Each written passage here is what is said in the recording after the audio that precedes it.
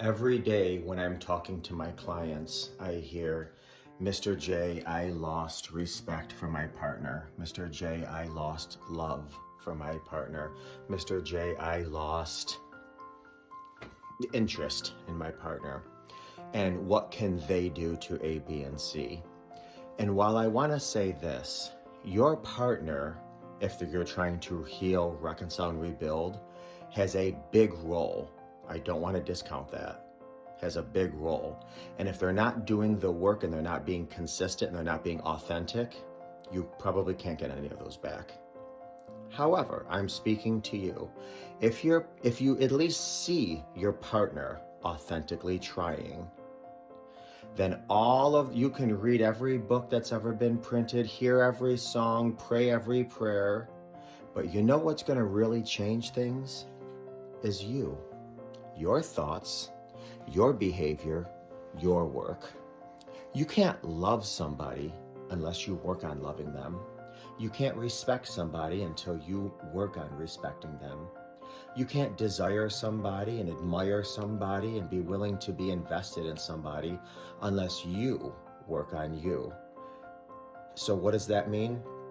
That means going out of your way to constantly remind yourself of everything they're doing to become a better healed person. That means journaling that why you fell in love. And even though you can't have your happily ever after, you can have your happily even after.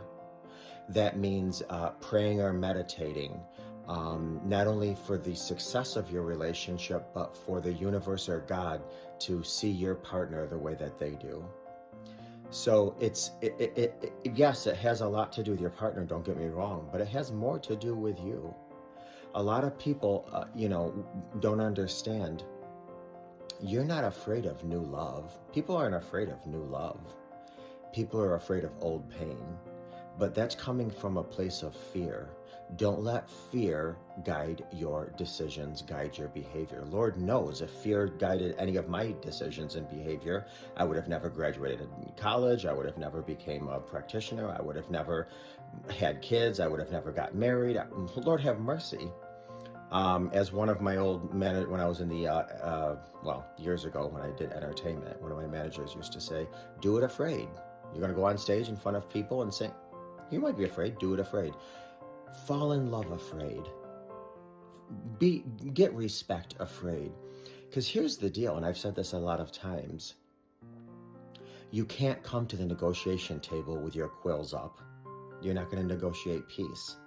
You have to be willing, and this is scary, you have to be willing to understand my partner is human, they're fallible, I could get hurt again.